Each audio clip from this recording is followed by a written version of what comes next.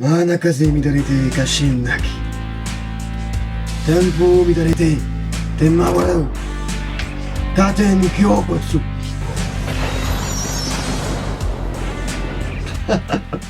Bon les gens, est-ce que je passe en mode Bankai ou pas? Peut-être pas tout de suite, non? Bon, alors on va commencer cette review dans une pique. Ouais, et bon, c'est des sabres en mousse, hein, mais bon, c'est ce que j'avais de mieux pour imiter Katenkyo Kotsu. Mais, commençons la review. Oh les gens, eh oui, Kyoraku Shunsui, mon personnage préféré dans Bleach. Faut dire que là, je pouvais pas faire moins pour le... Non. Arrête là, toi, arrête là. Ah, le chapeau de merde. Bon. Faut dire que là, ouais, je pouvais pas faire moins en termes de cosplay. Je pouvais pas faire plus non plus, mais c'est la moindre des choses. Alors là, je suis cosplayé en Kyoraku post-ellipse, mais non, post-Grimaniel dans ta face. Mais, pour être honnête, je crois que je vais revenir un tout petit peu en arrière quand Chutsuya avait ses deux yeux, parce que j'ai déjà essayé un petit peu de me faire la review avec le truc sur les yeux, c'est horrible. Donc je vais l'enlever maintenant, désolé les gens, oui je sais, c'est pas exactement le Shunsui du Bankai, mais bon. Putain, j'y arrive même pas. Bon. Voilà. Wouh. Alors, hop, j'ai mis le paquet, j'ai même mis une perruque, putain. Bien, les amis, désolé pour le retard de cette review, je sais, mais voyez, bon, pour moi, c'est pas vraiment les vacances, voyez-vous, parce que je bosse à côté, donc peu importe ma vie, ce qui est important ici, c'est la review. Alors, ce chapitre 648 de Bleach, c'était un chapitre assez simple en vérité. On avait un petit bout... Petite entrée en matière avec un retour sur Askin et un retour sur... Attendez, comment il s'appelle déjà? Ah oui, Ichigo, bah, le personnage principal, ouais, c'est vrai, j'avais oublié en fait, c'est con. Et on retourne ensuite, peu après, au Bankai de Kyoraku. Ce qui m'amène à faire une review assez simple, en 2 temps. Je vérifie quand même que mon cosplay est bien authentique, hein, parce que... Voilà, faut quand même montrer le torse, hein. Il l'a dit Kyoraku, c'est lui qui l'a dit, c'est sa personnalité, hein. C'est les poils sur le torse. Mais peu importe les amis, non, car ici en fait, putain de cheveux, c'est surtout le Bankai qui nous intéresse. Eh oui, Kuromatsu Shinju. Bref. Ah merde, j'avais dit que je passais pas en mode Bankai, putain. Enfin bref. Donc, 2 parties dans cette review. Le prologue avec Askin, et ensuite toute la partie sur le Bankai. C'est parti, on n'a pas de temps à perdre, en avant. On a le retour d'Askin et de Ichigo sur le devant de la scène. Alors, qu'est-ce qu'on a à dire? Eh bah, pas grand chose en vérité, c'est plus une entrée en matière pour le Bankai de Kyoraku, puisque finalement la scène aboutit à la réception, si je puis dire, du Reiatsu glaçant du Bankai de Kyoraku. Mais quand même, on a le temps de voir Askin toujours dans l'humour, toujours dans l'ironie, et ça c'est vraiment, enfin, c'est génial. Moi je trouve que vraiment ce Stern Ritter Elite est un des meilleurs pour 2 raisons. Première raison, c'est qu'il est très drôle, et deuxième raison, alors pour 3 raisons je dirais. Deuxième raison parce qu'il est assez badass et il semble être le plus puissant des 4. Si je dis ça, c'est parce que son pouvoir a l'air vraiment inquiétant et compliqué à comprendre. Bon, c'est un peu le cas de tous les Stern Ritter Elite, c'est vrai. On n'en sait encore rien sur Thor, mais sur Gérard Valkyrie. Mais en ce qui concerne Askin, il a un pouvoir vraiment très curieux, très glauque même, je trouve. Donc, à mon avis, ce sera le dernier à tomber. Allez, comme ça, je le dis, je le balance comme ça. C'est un pari, je pense que ce sera le dernier à tomber. Je pense que c'est assez évident, cela dit. Enfin bon. Que dire d'autre? Ah oui, le 3e point sur Askin, bah c'est que le gars, il est humain quoi en fait ce gars. Ce qui m'énerve un peu dans les méchants des fois, c'est que bah ils nous donnent l'impression qu'ils n'ont aucune émotion, aucun désir, aucune peur, rien du tout, et que on peut pas trop s'identifier à eux. Alors bon, c'est vrai, en vérité on peut s'identifier à bien des égards. Mais là, par exemple Grimjo, on peut s'identifier, je sais pas, au côté un peu colérique du personnage. Stark et son goût pour la solitude et tout ça. Enfin d'ailleurs non, sa tristesse liée à sa solitude. Bon, il y a des aspects très humains dans les personnages de Bleach. Mais là, en ce qui concerne Askin, c'est beaucoup plus le côté... c'est un peu comme Deadpool, il se rend compte un petit peu de tous tout le bazar qu'il y a dans le manga en fait. Par exemple, lorsque Jouabak devient un petit peu... qu'il obtient le pouvoir du roi des âmes et qu'il refait un peu tout et qu'il y a tous ses yeux qui apparaissent sur sa tête et puis qu'il est en train de refaire le Varvelt, et bah Askin c'est le seul qui est en mode mais attendez là ça craint pas un peu pour nous en fait.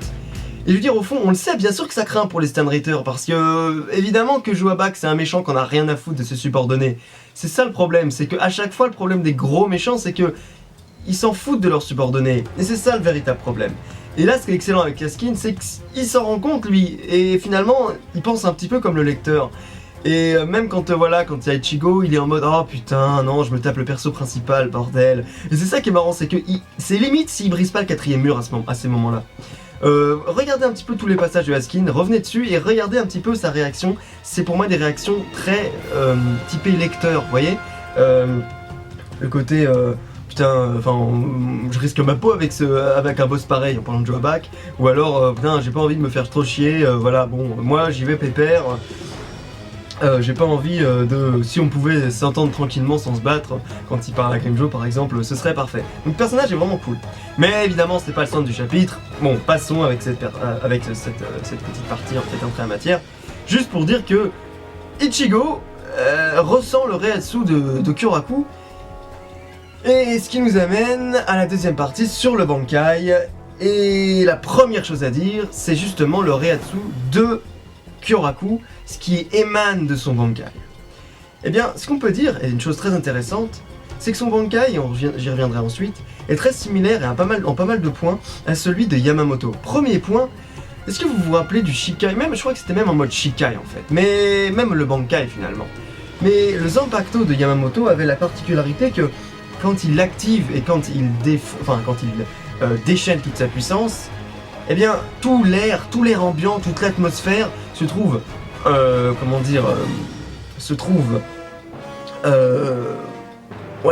gagné par une chaleur extrême, qui est liée évidemment aux flammes de Ryujinjaka, mais qui est au point tel que même tous les Zanpakuto de glace par exemple, ne peuvent pas être utilisés, ou au moins en Bankai, voilà, ils n'auraient pas la même puissance parce que avec tout cet air réchauffé et cette ambiance de feu, eh bien, cette ambiance de feu, Yamamoto qui met l'ambiance et tout. Non mais c'est vrai, toute cette atmosphère brûlant, tel je sais pas, un soleil qui se serait rapproché de la Terre, eh bien, le monde tel qu'il l'était auparavant n'est plus le même. Et là, on a un petit peu la même chose, mais à l'inverse. C'est-à-dire que tout se glace. Tout, pas au sens bien sûr de la glace, mais au sens, vous voyez, de l'atmosphère. Et Chad et Ganju et Orihime, surtout Chad d'ailleurs, le remarquent bien. C'est pas tant que l'air se refroidit au sens physique du terme, c'est en fait plus le fait que l'air devient plus glacial au sens figuré du terme. C'est-à-dire que les gens tremblent, mais à cause peut-être de pressentiments qu'une chose vraiment effrayante va arriver, que c'est la chair de poule en fait qu'on a. C'est ça l'intérêt du truc. Donc voilà, c'est super intéressant de voir que ce nouveau Capitaine Commandant, il a quelque chose dans son Bankai qui est très similaire à l'ancien Capitaine Commandant, au sens que son Reiatsu est capable d'influer sur l'environnement. Ça me fait penser d'ailleurs que le Bankai Hitsugaya était capable de faire la même chose. Est-ce que ça... je sais pas, ça veut dire quelque chose sur son futur poste plus tard? Si Kyoraku meurt, on sait pas, peut-être que ce sera lui le prochain commandant, enfin il me paraît un peu jeune, mais bref, c'est intéressant de voir des Bankai qui sont capables de changer l'atmosphère, et là, ici, avec Kyoraku, c'est plus une atmosphère dans la tête, c'est-à-dire ton humeur, il change ton humeur, c'est-à-dire que les choses deviennent tout à coup, tu vois les choses de manière plus noire, en fait. Et en ce qui concerne Lily Barrow, il a une bonne réponse à ça, c'est-à-dire que, ouais d'accord, bon, c'est un Bankai qui, au premier abord, a une influence sur ton humeur, sur ton caractère, tout devient dans ta tête plus noir, plus effrayant, plus glauque, mais avec Lily Barrow, je veux dire, le gars il se prétend être un dieu, et évidemment que ça va pas le toucher, ça va rien lui faire, parce que il va pas mourir juste un petit changement d'humeur. Donc, Lily Barrow est en mode, écoute c'est gentil ton petit machin, mais moi j'en ai rien à foutre, tu vois. Chose aussi à noter, c'est que ce qui est amusant, c'est que pendant le Bankai, les cases sont plus grisées en fait. Là où, bon bah évidemment, souvent les décors sont blancs, où il n'y a pas de décor. Et bah là, avec le Bankai de Kyoraku, toutes les cases, enfin la plupart des cases ont souvent une teinte grisée en fait. Donc c'est intéressant de voir que même le Bankai influe sur la couleur des cases. Mais bref, l'Hidebaro modifie un peu sa structure inférieure, la structure inférieure de son corps, pour arriver à en fait sortir deux espèces de crochets, comme des espèces de serres d'aigle par exemple. Et je trouve que cette forme lui donne un air un peu plus classe, même si évidemment c'est assez compliqué de le trouver classe ou badass, mais il est relativement impressionnant je trouve. Pas au sens où il est, je sais pas, on pourrait trouver ridicule cette forme, très sérieusement franchement, elle est un peu ridicule, mais en même temps, son aspect tentaculaire fait en sorte que il a quand même un côté assez mystérieux, assez étrange, assez animal, qui fait que le design du personnage n'est pas complètement raté en fait. Dites-moi ce que vous en pensez dans les commentaires, ce que vous pensez du design de l'Hidebaro en forme Zirael. Moi franchement, enfin en forme Volt Standing, je trouve que c'est pas si raté que ça. Et on le voit ensuite par ailleurs quand il saute dans les airs et qu'il déploie vraiment toutes ses ailes autour de lui. Là ça a de la gueule, franchement ça a de la gueule. Bon, chose à dire également, c'est tes impressions, les impressions du Bankai. Kyoraku demande à l'Hidebaro, bon, est-ce que tu peux me dire ce que t'en penses de mon Bankai? Première chose à dire, c'est qu'effectivement, il semblerait que la première influence du Bankai, comme j'ai dit tout à l'heure, influe plus sur l'esprit, l'état d'esprit dans lequel tu es au moment où il déclenche son Bankai. Mais la deuxième chose à dire, c'est que bah là, il y a tellement, comment dire, un défonçage en mode radioactif du quatrième mur. Parce que ouais, les gens, Kyoraku, il pose la question à l'Hidebaro, mais il pose la question à nous. Il nous pose la question à nous, le lecteur. Ça fait tellement d'années qu'on attend ce putain de Bankai. Évidemment que ce qui est important, c'est notre putain de première impression. Et honnêtement, la première impression était géniale. Donc, moi je le dis, j'ai trouvé ça cool. Et l'Hidebaro ensuite rétorque, bon, ce que j'ai dit tout à l'heure, c'est-à-dire que ça ne le touche pas, que lui c'est un dieu, donc tu n'en as rien à foutre d'un petit jeu de glaciation du sang, enfin de ton état d'esprit. Donc, peu importe, ce n'est pas vraiment le Bankai là, c'est juste le début. Ensuite Lilé il saute dans les airs, c'est là que je disais voilà, il a un côté limite, il est plus du tout humain, il est vraiment, on dirait carrément une étoile de mer, enfin une espèce de pieuvre. Et franchement, c'est classe, franchement, ça devient un peu plus classe.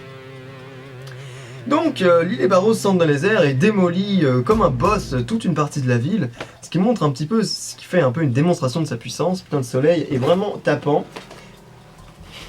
J'ai un chapeau, autant l'utiliser.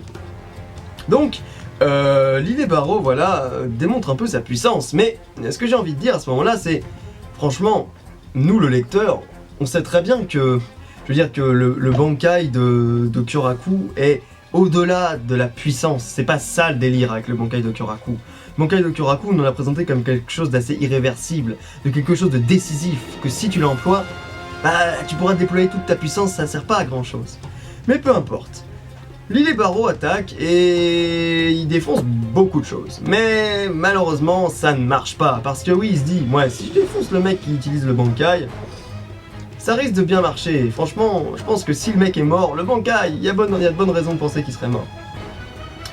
Mais c'est pas aussi simple, franchement. Et là, c'est parti pour la description du Bankai avec de plus de détails.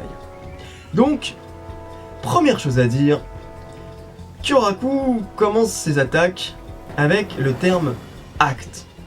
Et là, je dois dire, là où j'avais fait quelques petites remarques sur certains défauts de la traduction de la MFT, traduction de la Magic Fuck Team, la team française de traduction, eh bien, là franchement, je vais dire bravo les gars, vous n'êtes pas tombé dans l'erreur, c'est excellent d'avoir traduit par le mot acte, parce que dans les traductions anglaises, les deux d'ailleurs, hein, que ce soit Manga Panda ou Manga Stream, eh bien, ils ont traduit acte par Dan. Or, effectivement, Dan en japonais c'est assez vague, ça peut être rang, ça peut être, comment dire, je sais pas, rang c'est bien, niveau, Bon, et souvent, nous en français, on l'emploie beaucoup plus dans des termes d'arts martiaux, dans des contextes, voilà, judo ou tekeldan, bon voilà, je connais rien, mais je pense que c'est à peu près ça. Mais la Magic Fuck Team ont super bien traduit en acte. Évidemment, le Bankai de Shunsui, qu'est-ce que c'est? Bah, le Bankai de Shunsui, c'est l'art de transposer en réalité ce que sont les pièces de théâtre en fiction. En gros, qu'est-ce que fait son Shikai? Eh bah, Shunsui rend réel les jeux d'enfants. Et bah dans son Bankai, il rend réel les pièces de théâtre. Et en fait, ça a du sens. Tout le monde se disait, ouais, ça va être des jeux pour adultes, des jeux de stratégie, du style jeu d'échecs ou je ne sais quoi. Mais là, c'est pas ça en vérité. En vérité, c'est le Shikai s'occupe de divertissement pour enfants et le Bankai s'occupe de divertissement pour adultes. Et on avait vu dans deux chapitres précédents, il me semble, une petite main d'enfant tenir la main de Kyoraku. Or, il était en mode Shikai à ce moment-là. Et en mode Bankai, quand il a déclenché son Bankai, il y avait une forme d'ombre de la femme, enfin d'une femme. Et à mon avis, c'est la même personne, mais tout simplement en mode Bankai. Tout simplement, c'est l'esprit, la manifestation de l'esprit du Zanpakuto. J'aimerais vous rappeler cet arc un petit peu filler, mais qui avait quand même une certaine officialité dans le sens que c'était Kubo qui avait dessiné le design des Zanpakuto, des esprits des Zanpakuto. Eh bien, celui de Shunsui était manifesté par deux personnalités. Au départ, on pensait évidemment que c'était, et à raison je pense, on pensait que c'était lié aux deux sabres. Donc ça peut être vrai. Et ces deux manifestations, c'était une jeune fille et une femme. Et ce qui est intéressant à noter, c'est que non seulement effectivement ça prend en compte le fait que Shunsui a une petite épée et une grande épée qu'il utilise, donc il l'avait expliqué, pour se battre, enfin avec certaines techniques, mais également ça symbolise le fait qu'il est un Shikai, un Bankai qui grandit en fait, que son Shikai parle de divertissement pour enfants, c'est-à-dire des jeux, et que son Bankai, c'est son Shikai qui a grandi, et il parle de divertissement pour adultes, c'est-à-dire des pièces de théâtre. Donc, continuons sur le chapitre. La première attaque qu'il nomme donc en anglais Wound Sharing Agitation, mais enfin en français ça donne donc à peu près, c'est soit partage troublé de la blessure, soit hésitation de la blessure partagée. Bon, c'est moi qui ai fait cette traduction, franchement, après elles sont peut-être pas bonnes, mais c'est à peu près ça. En gros, l'idée ici, c'est que Shunsui, toutes les blessures que n'importe quel ennemi inflige sur Kyoraku, ces blessures se verront reportées sur l'ennemi. Alors ma question c'est, est-ce qu'elle se voit aussi reportée sur tous les gens pris dans le Bankai? Ce serait à mon avis un petit peu, ça expliquerait, enfin en tout cas, ça expliquerait pas mal de choses, notamment le fait que Ukitake n'ait dit et demandé à Kyoraku de ne pas utiliser son Bankai. Et bah oui, moi je pense qu'effectivement, si tout le monde se prenait un petit peu toutes les blessures que Kyoraku a subies, ça serait un petit peu dans la merde, parce que là où Lilibaro est capable effectivement d'endurer deux blessures comme ça, donc une à l'épaule et une au flanc, donc effectivement les deux blessures que Lilibaro avait lui-même infligées à Kyoraku quelques chapitres auparavant, eh bien si ces genres de blessures effectivement ne sont pas assez plus balèzes pour vaincre Lilibaro en un seul coup, franchement Nanao, j'ai peur de ce qu'elle est devenue, parce que si elle était dans le Bankai et qu'elle s'est pris les deux blessures que Kyoraku avait reçues, merde, ça risque d'aller un petit peu mal pour Nanao. Enfin bon, j'aime pas trop Nanao, mais quand même. J'ai pas envie que... Enfin, à mon avis, j'ai bien peur que ce soit ça. J'ai bien peur qu'effectivement, elle soit prise également dans le Bankai. Ensuite, donc la première attaque, c'est ça. Lilibaro se prend les deux blessures qu'il avait infligées à Kyoraku. Et ensuite, l'acte 2. L'acte 2 s'appelle le lit de la honte, ou l'oreiller de la honte. Et il est ponctué par un autre aria, c'est-à-dire une autre phrase de Kyoraku qui est Karamatsu Shinju. Or, je vous rappelle, dans un premier temps, c'était Kuromatsu Shinju, c'est-à-dire pain noir, double suicide. Et là, Karamatsu Shinju, c'est... Alors, double suicide pour Shinju, mais Karamatsu, ça veut dire pain chinois. C'est le nom, effectivement, qu'on donne au pain chinois. Autrement dit, vous chercherez, c'est le mélèze du Japon. C'est un arbre, c'est un autre arbre, ça n'a rien à voir, c'est pas le même arbre. Alors là, je me pose la question, est-ce que Kyoraku a différents Bankai pour chaque attaque, c'est-à-dire Kuromatsu pour le partage de la blessure et Karamatsu pour l'oreiller de la honte. Mais ce qui est très curieux, c'est qu'il n'a pas annoncé d'autres phrases pour le troisième acte. Mais j'y reviendrai plus tard, à mon avis, ça peut encore avoir du sens, ça peut être cohérent. Et je vais vous l'expliquer juste après. Mais je termine là-dessus pour expliquer l'acte 2. L'acte 2, tout simplement, c'est la suite de l'histoire de la pièce qui est en train de se raconter. Premièrement, le personnage, l'ennemi, se prend une blessure, la blessure donc qu'il partage avec Shunsui. Deuxièmement, et Shunsui l'explique, la personne, le héros en question, honteux de s'être fait blesser comme ça, commence à couver une maladie très très grave et donc du coup voilà, commence à contracter une espèce de cancer de la peau, enfin une espèce de... c'est pas vraiment un cancer mais c'est assez curieux et il semblerait qu'il perd son sang, que son sang passe partout, s'évade par tous les pores de sa peau. Donc voilà un petit peu les effets de la maladie, mais à mon avis c'est effectivement lié au Bankai, premier acte du Bankai, c'est-à-dire le fait qu'il soit blessé. Deuxième chose, et conséquence de cette premier acte, l'ennemi honteux, alors évidemment c'est l'histoire, hein, c'est pas forcément le fait que Lilibaro soit honteux, mais c'est simplement le cours de l'histoire, le rôle qu'il doit jouer, et ben Lilibaro doit jouer quelqu'un qui a honte de s'être fait blesser, et du coup qui contracte une maladie. C'est ça l'effet très vicieux du Bankai, c'est que tu ne peux pas décider ou pas de ne pas jouer le rôle, c'est comme ça. Et troisième acte, les abysses de Dangyo. Alors qu'est-ce que c'est Dangyo? Dangyo c'est en fait une chute d'eau au Japon. D'ailleurs ce qui est intéressant c'est qu'il y a deux chutes d'eau en fait. C'est deux chutes d'eau dont une qui est nommée la chute d'eau mâle et la chute d'eau femelle en fait. Et elle tombe en fait dans un lac où je crois que tu peux te baigner tranquillement, bon voilà. Et comme par hasard, le troisième acte plonge les deux dans une espèce de masse d'eau immense dans lesquelles Shunsui et Kyoraku et Lilibaro sont en train tout simplement de se noyer. Alors est-ce que c'est au sens figuré? Est-ce que finalement la noyade est en train de, non pas d'aspirer leur air, mais d'aspirer leur Reiatsu? Ce qui finalement équivaudrait à la même chose, hein, mais bon. Mais pour être un peu plus précis, en vérité, les abysses de Dangyo, c'est tout simplement la métaphore du troisième acte de la pièce, c'est-à-dire l'homme qui est en train de contracter la maladie ne supporte plus la blessure, la souffrance, et décide de se suicider en plongeant dans l'eau. Or, là, elle est où la thématique de la double blessure, du double suicide? J'ai fait un lapsus du coup. Le double suicide, en fait, il se lit dans le sens que les deux parties, les deux factions, les deux opposants, sont tous deux plongés dans l'eau. Et les deux se suicident entre guillemets. Du coup, il est là le double suicide. En fait, Shunsui et Lilibaro sont en train de jouer le rôle des deux amants qui se suicident.